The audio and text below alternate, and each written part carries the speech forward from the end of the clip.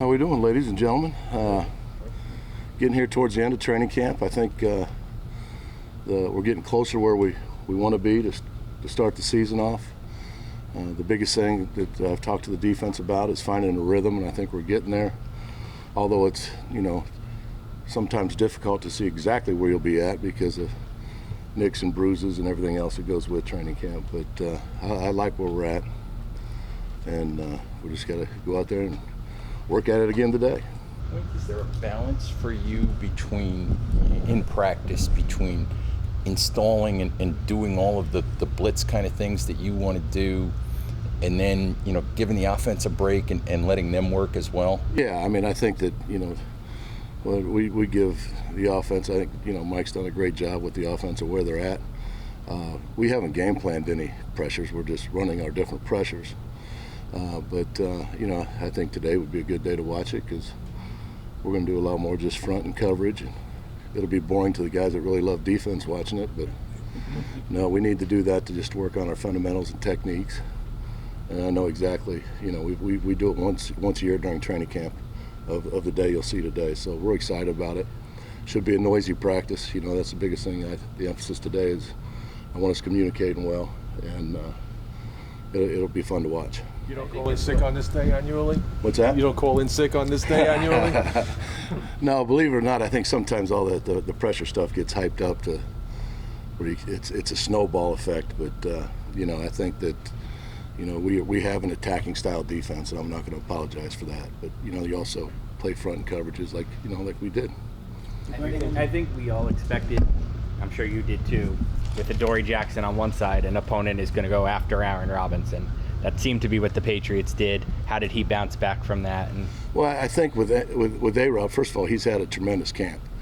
There was some 50-50 balls. The penalty, you can't have a penalty down there in the red zone. You can't have lack of communication.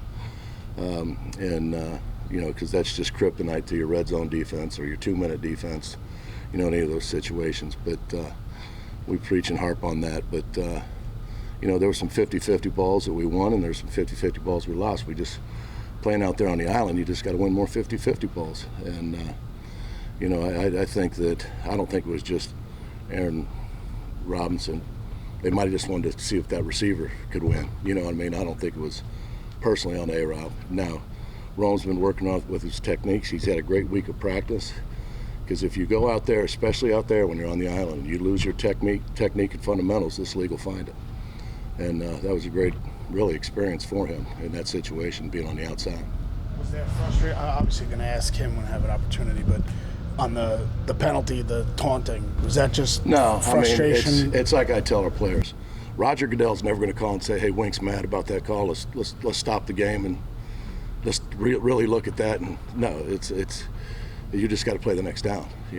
Just get the next call in, play the next down, because we don't make the rules, we just play by them. Right, but if he gets off on that play he made, I would imagine you like the technique of what he did. Oh yeah, play. The technique. If he gets off the field without that, maybe right. He's feeling a little better about what. No doubt. And it's like anything, they want to tie the corners up with the pressure and everything else.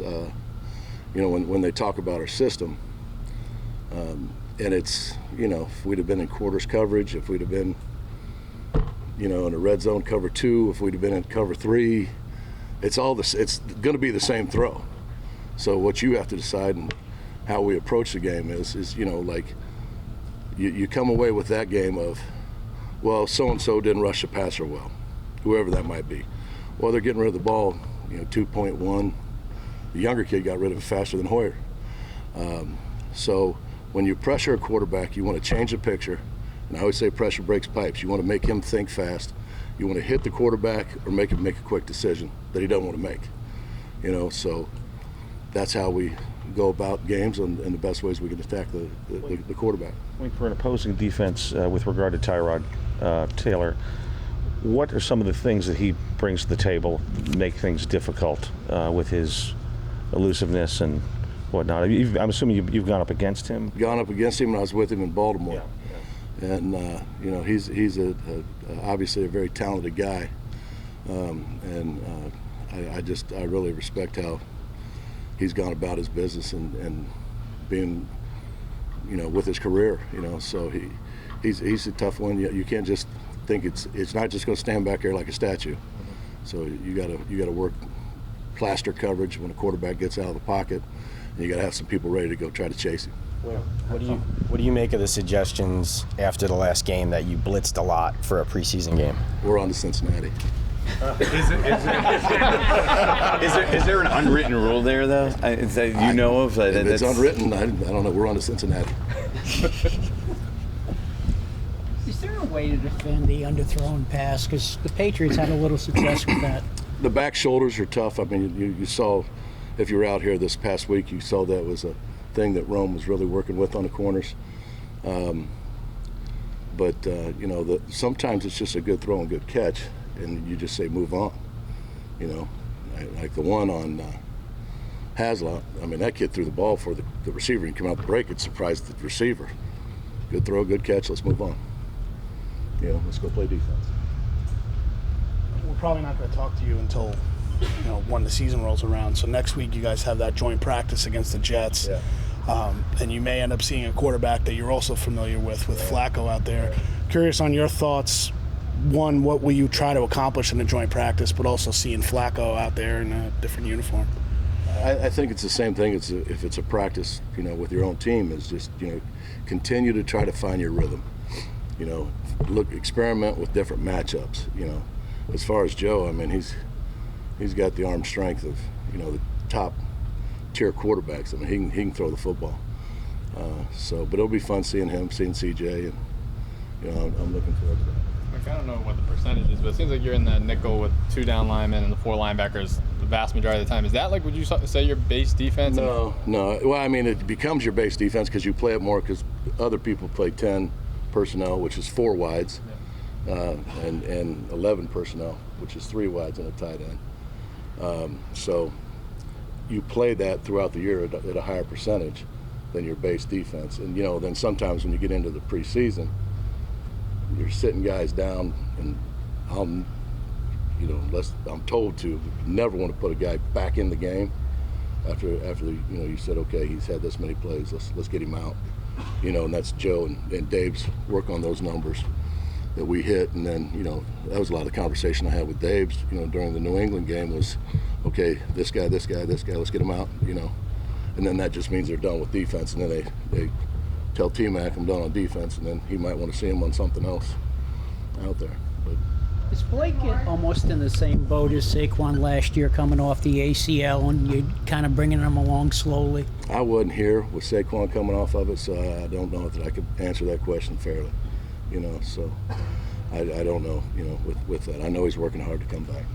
We've talked about Darian Beavers, but we haven't talked much about the other rookie linebacker that you have, Micah McFadden. What are you seeing from him in his development? I was really pleased with the whole linebacker room. I told Eggs that. Eggs did a nice job getting those guys ready for that game, the way they tackled, the way they pressed the line of scrimmage.